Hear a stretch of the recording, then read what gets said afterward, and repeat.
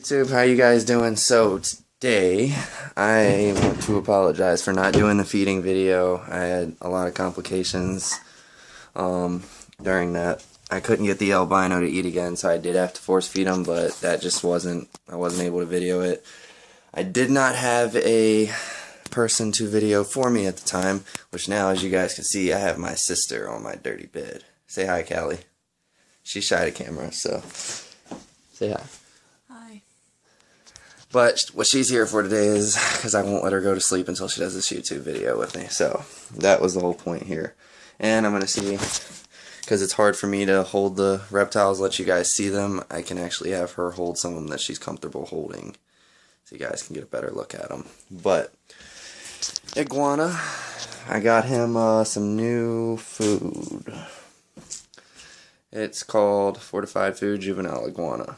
And on the back, juvenile iguana. Obviously, this is a juvenile, so you guys can kind of guess that much. He's not a full-grown iguana yet. He's got a ways to go. It says that you can feed a juvenile iguana food from hatchlings to 3 to 4 feet in length, head to tail. Although amounts will vary between individuals, begin with 1 tablespoon of food per foot of animal, or slightly more. Juvenile iguana food per day, and see, that's something I just learned that I did not know. Per foot of the animal. I had no clue about that. But it says, well, that's actually something new. Okay. Begin with a tablespoon of foot per food per animal, head to tail, or slightly more juvenile iguana. Food per day than your animal consumes. Iguana food per day. In 1 12-hour period, adjust as necessary. Okay. So basically, it says that you can moisten it, you can mix it with other vegetables and things of that such, so that your iguana has a choice, because every animal is picky and every animal has a preference. Iguanas tend to do that because some things, just like we don't want to eat our vegetables, but we'll drink apple juice and crap like that, they're the same way. I actually have been wondering something myself about whether adult iguanas are as picky as the juveniles, more or less, or if at all. I'm kind of just thinking of it this way. Iguanas they're really smart. When they get bigger, they're kind of like having a dog if you train them right. Otherwise, they can be absolute hell because their bites can be nasty. And him right now, a slap from his tail or a nib from him ain't going to do anything too much unless you're young. You know, it could make a kid cry and drop them. But when they get bigger, that could do a lot of damage because their tail can be as big around as your wrist at some points, and that can really hurt somebody. So holding the animals all the time, watching them 24/7, you know, you don't have to watch them 24/7. You don't have to hold them all the time. Just once a day, get them out, have some interaction, especially if they're aggressive. And if they're aggressive and you don't want to get bit and you don't want to pull them out, reptiles aren't for you, because you're bound to get bit and you're bound to get scratched, hit with a tail. Reptiles have all different methods, so that's definitely not the animal for you if you're not able to follow those directions as far as how to tame your animal a little bit.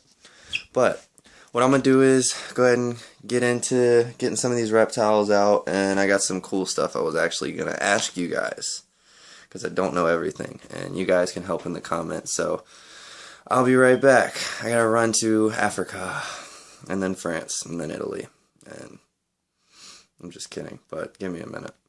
Okay guys, so I'm back. Some of the things, and as you guys can see, it's dark outside. It's not because it's past 8 o'clock. It is because it is like, it is late. I can't check at the moment, but it's close to 4 or 5 o'clock in the morning. Yeah, so that's, you guys see. I am always going to try to do my best to make vlogs for you guys, but you guys know how everyday life is and everything. You got stuff you gotta do, and then you got stuff you can do, and then all that. And sometimes people that want you to do things get in the middle of that. So you gotta kind of keep it all organized and be able to swift through that in your head. But back to reptiles. Okay, so I've actually got some cool stuff that I've been working on. So as you can see, I'm well shaved now. I shaved my face a little bit. Still looking scrappy. I just got up. But iguana, he's grown a little bit. With 3 animals that I've got growth on that I am so stoked about, because with the corn snake, like I said, that's one of the only few reptiles that I've gotten from the pet store. I'm starting to regret, that's another thing, I'm starting to regret not doing this YouTube vlog a long time ago, because you guys are probably like, wow, we're sitting around and we're watching you with the same 3 animals, and I know it's boring, guys, but trust me, this is going to get better. The main reason I'm making these videos is so you guys can get to know me a little bit, and you get to know what I'm starting off with right now, because I'm not the kind of guy that wants to just get a vlog going when I got everything already set. I want to push myself to work harder for things, so basically I'm stubborn. But anyway, all 3 of the reptiles have grown. The big difference in growing, the iguana's the least. He hasn't grown much because I haven't had him for that long. Big difference in growth that's been shown in big difference in growth that's been shown in out of all of my animals is the corn snake. When I first got this snake, he was supposed to be the meanest snake in the pet store. And that's what they told me. So, I'm trying to think of a good way to explain why I did this. When they told me it was the meanest snake in the store from the moment I saw it, oh my gosh, I looked at all these snakes and I was like, wow, I've had it. Then I got to the corn snake and I'm like, I've had it, but I'm still interested. This is a pretty big difference in the size between the rest of them, and that's not why I picked them at all. Honestly, if it were any other day, I would have chose a baby over a 5-foot adult, whatever the case is. Reason for that is because you buy an adult snake. Obviously, a snake living in a pet store its whole life, and a snake living with people as a pet its whole life. Those are 2 completely different settings. In a pet store, they get pulled out and held every once in a while by all types of different people. Whoever, I don't know how all pet stores work, but from what I've seen, they get pulled out every once in a while. They get fed in the cages. That can cause cage aggression, things like that. So, I've noticed stuff like that. But she told me this corn snake was the meanest snake in the store. If it was getting close to when it was time to eat or right after it ate, it was so around feeding time, basically, it would bite her. So my first answer to that was, yeah, duh, you're feeding it in the cage. And obviously I didn't say that to her because she was pretty and she was showing me some attention, and she was pretty. So, I let her act stupid. But I'm kidding. I don't mean that at all. I'm just in tired mode and all that, but yeah. So I decided to get that. I got the corn snake, I got him home, and you guys will notice I say him a lot when I'm talking about my reptiles. I'm a guy. I picture him, all my snakes and reptiles and all the pets that I've had in the world, picture them as guys, just like a girl always calls her boy cat a kitty. My sister does that. She says, come here girl, all day, and I'm just like, that poor friggin' cat. But anyway, so I got this corn snake. I got him home. He was pretty docile. I mean, only times I had hard times with him was when I first started getting him out of his cage. When he first got in his cage, I left him in the cage, did not touch him for a day. Reason I do that, you guys, if you don't already know, when you get any animal and they got to readjust to an environment, that will be the most stressful moment of that animal's life.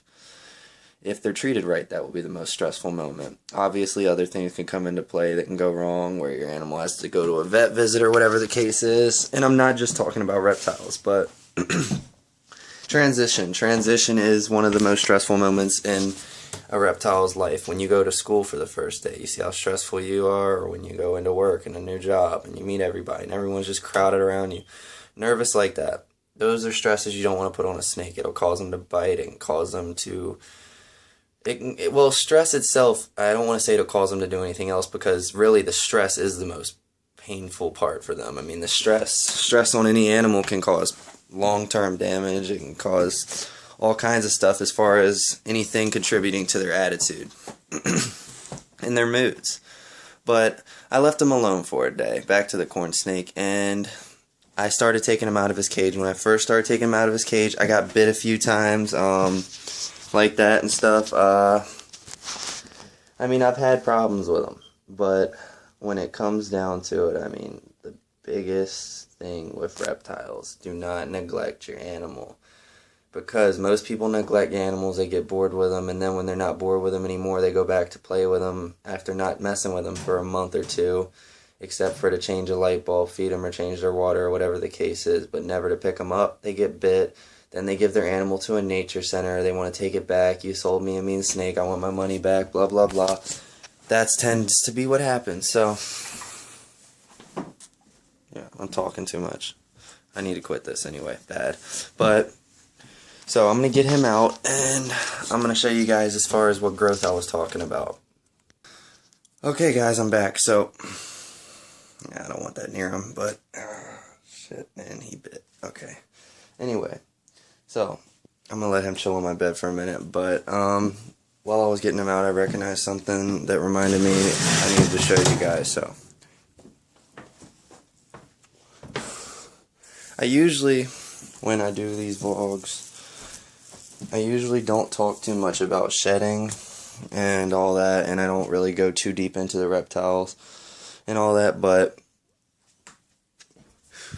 sorry guys, really am sorry, but I kept a shed from the snake, and a lot of people will tell you keep the sheds and that'll help you watch your snake's growth.